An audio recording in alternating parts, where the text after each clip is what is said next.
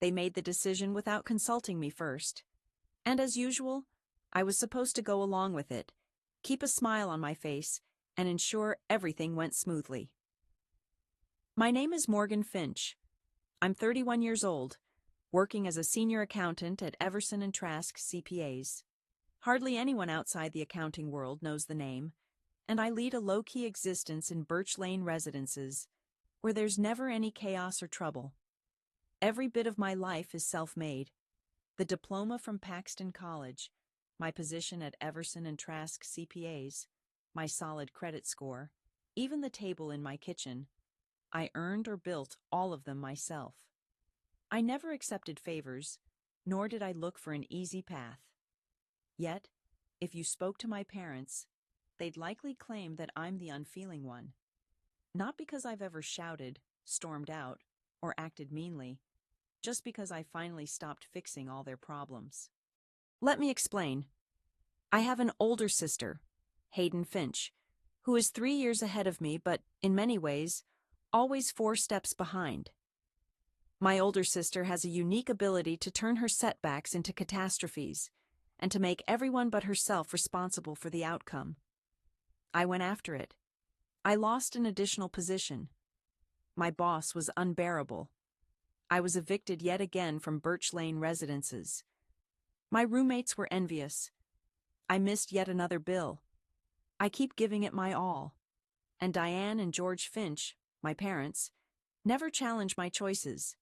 Instead, they shift plans, adapt, and when solving it themselves isn't possible, they pass the responsibility to me. You're steady, Morgan. You're fortunate to be able to assist. That line trailed me for so many years. Chip in on the auto loan. Chip in on housing. Chip in on bail money. It was always about helping out. On the rare occasions when I refused and pushed back, they acted as if I was torching relationships.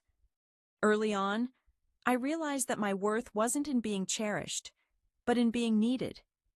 Yet there was only so much usefulness to go around, and they were close to discovering just how much I had. Sunday night suppers always played out with a set pattern in our home. The same baked dish, the old dining table, and that familiar tension cloaked in civility. That particular night, it seemed like everyone was reading from a script. My mother welcomed me at the entrance, her grin just a bit too big to be genuine. "You're looking so skinny, darling. Are you getting enough meals?" My father, George Finch, didn't have much to say, offering only a nod and a half-hearted, "Hey, kiddo." Hayden was already seated, thumbing through her phone and avoiding any glance in my direction like a rebellious teen summoned to the main office. It was all too familiar to me. Whenever my mother, Diane Finch, started acting overly kind while my father, George Finch, stayed quiet, it was a sure sign they were about to deliver some news they assumed I wouldn't take well. We all made it through the salad without incident. My mother praised the fantastic weather, as if she deserved some of the credit for it. My father kept topping off his drink, while my older sister absent-mindedly poked her dinner as though it might be dangerous. Suddenly my mother put down her fork, laced her fingers on the tabletop, and aimed at me that well-rehearsed smile she reserved for requests wrapped in a layer of guilt. "Morgan," she started, her voice barely above a whisper. "We've had a conversation."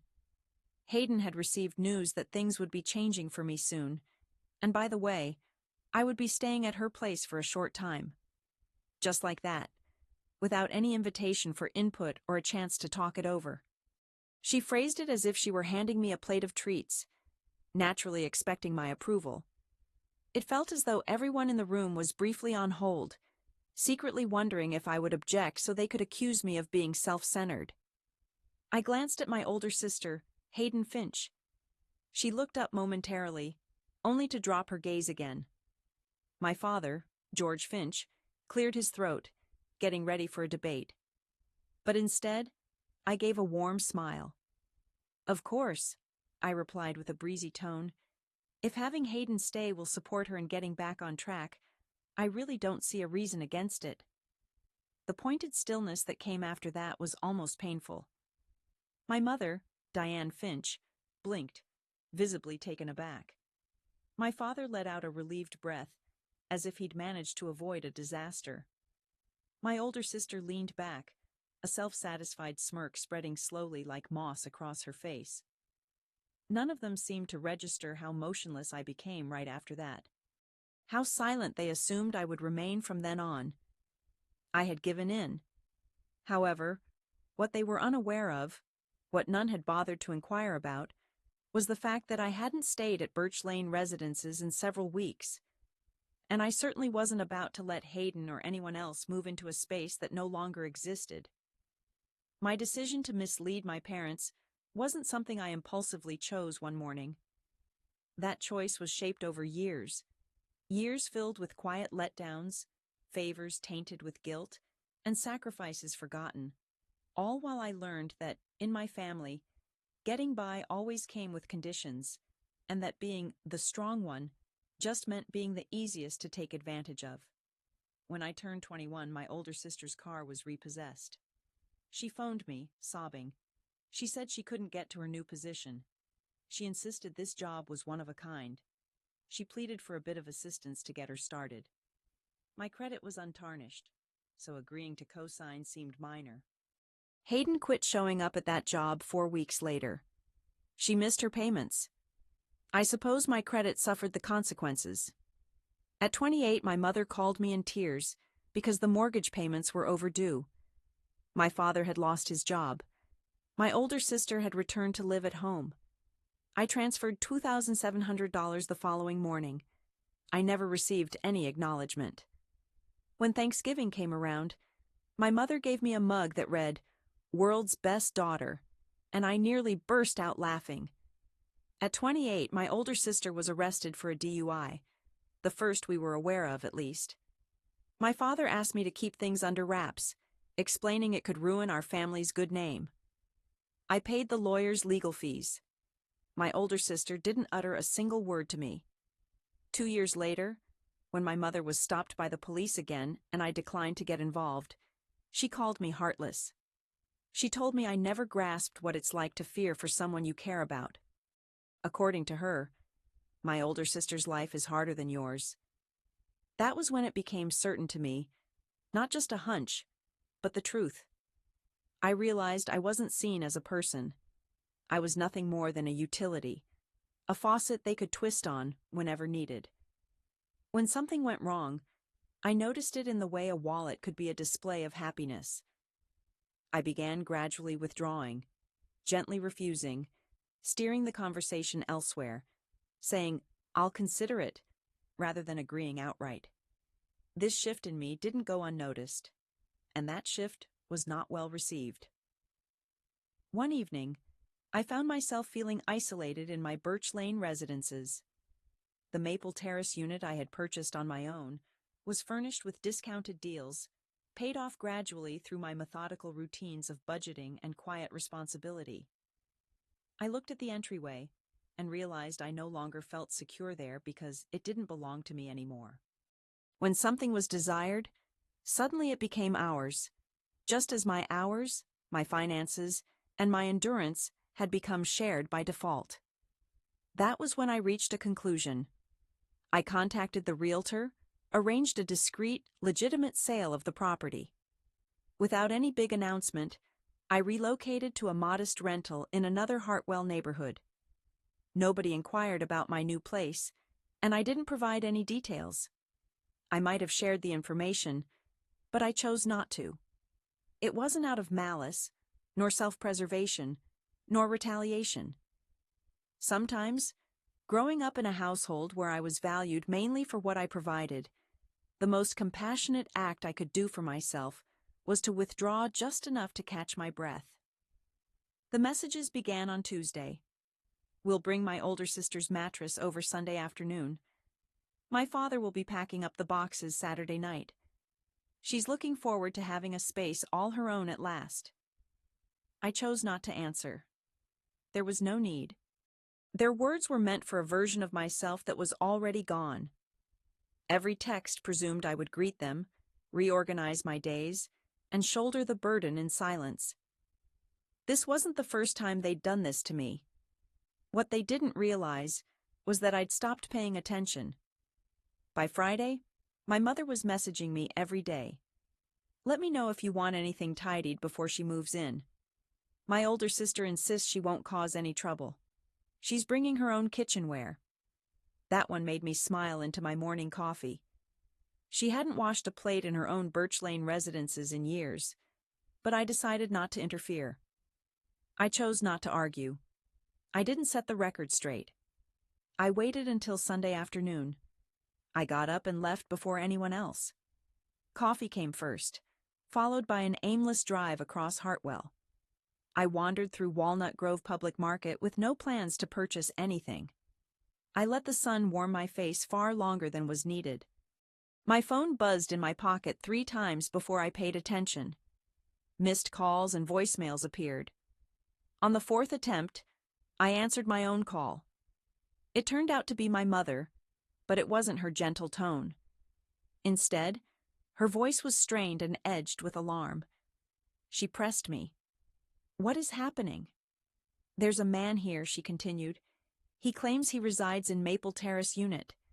He told me I don't live here anymore."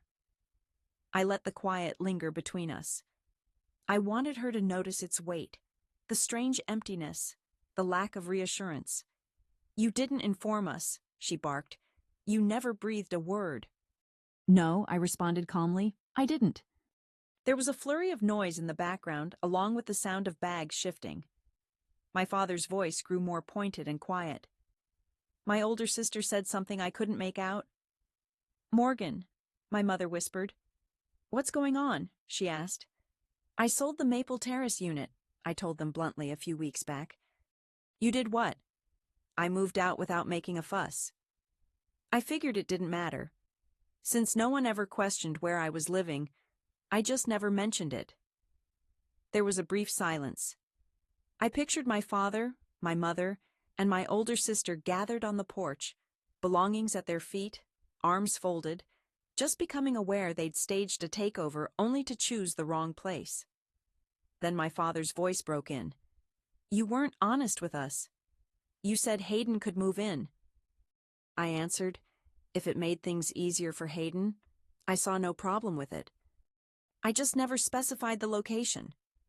Another beat of silence followed. Both my mother and my older sister drew in a sharp breath. Finally, my older sister spoke. "So now what? Are we just supposed to work it out on our own?" Her voice suddenly sounded much younger than usual. I wasn't angry, just adrift. For a fleeting moment, I considered picking up, but ultimately decided against it. What they didn't realize was this. I didn't change the locks because I held a grudge.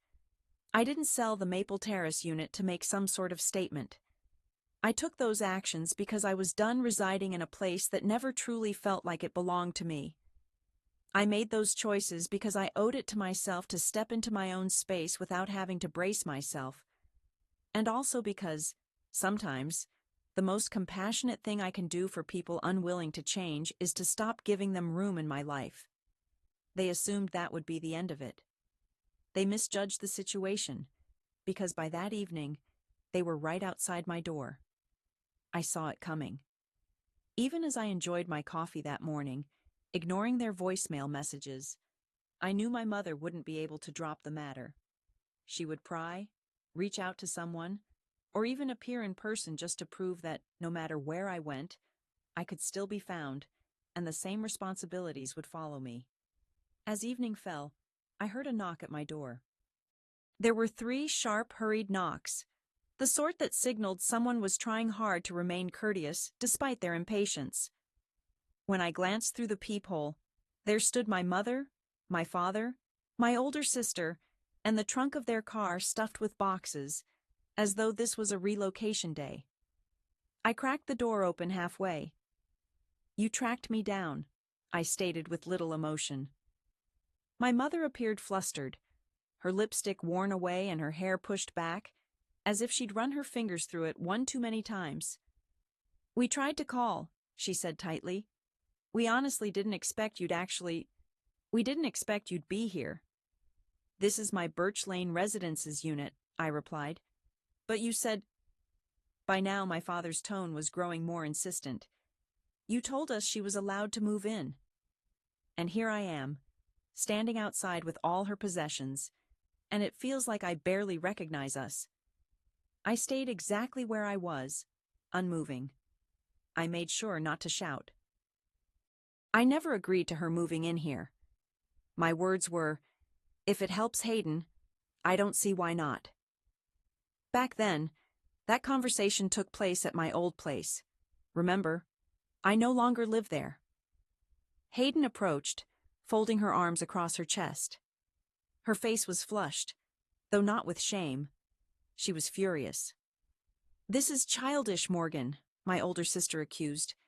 You always act so superior to everyone else, but what you're doing now is just mean. I inclined my head. You uprooted your life and drove all the way across Hartwell to settle into somebody's Birch Lane Residences you never even checked on first, I pointed out. That's not being cruel. That's just acting entitled. Hayden's voice trembled. You're my sister, she insisted. I am, I answered. Great. And for years you've acted like being my sibling means you're entitled to crash wherever I'm staying. My father, George Finch, stepped in between us, his tone carrying a sharp warning. That's enough, Morgan. We aren't going anywhere. We've tolerated plenty from you, and you owe this to your older sister. There it was, the phrase that always lingered, unsaid. As if every cent I'd spent, every moment of effort, every sleepless night untangling issues I hadn't created, was being recorded somewhere, part of an invisible agreement I'd never signed. I stepped back and grabbed my phone. What are you doing? My mother asked, her eyes narrowing suspiciously. I stayed silent. I dialed. After 3 rings, I pressed 911. What is your emergency? My voice remained even. Yes, I have relatives outside Birch Lane Residences who won't leave. They aren't on my lease. They weren't invited. I want to report trespassing. My older sister's jaw dropped. My father cursed under his breath. My mother looked as if I'd just struck her. Morgan, she whispered, practically begging, you're calling the police on your own family. I told you to leave, I replied. You chose to stay. The dispatcher asked for my location, and I gave it to them. Hayden's voice trembled with fury. This is going to destroy it all. Do you understand what people will think about you? Are you aware of what they'll say about you? Yes, I replied. What they'll say is... I stopped answering my door altogether. My mother, Diane Finch, blinked and her tone softened, becoming quieter. There was a time when I was compassionate. I remained unmoved. I once could tell if I was in pain. The quiet that settled wasn't empty at all. Instead, it was suffocating, filled with every boundary I'd let slip, every unspoken sentence, every occasion I'd agreed when all I wanted was to shout no. A patrol car arrived 15 minutes later. The officer exited, standing straight and composed, one hand close to her belt but without tension. Good evening, she greeted. We got a report about someone trespassing. I nodded in response. That's me. I watched as the woman glanced from my parents to my older sister, then at the car where bags still hadn't been removed from the trunk. Ma'am, sir, I'll need to ask you all to leave the property now. This is our daughter, my father said. This is a family issue, and this happens to be her home, the officer responded. You do not have permission to be here, the officer added. Hayden looked as if she might either break down in tears or start throwing things, or both. You're going to regret this, Morgan. No, I answered.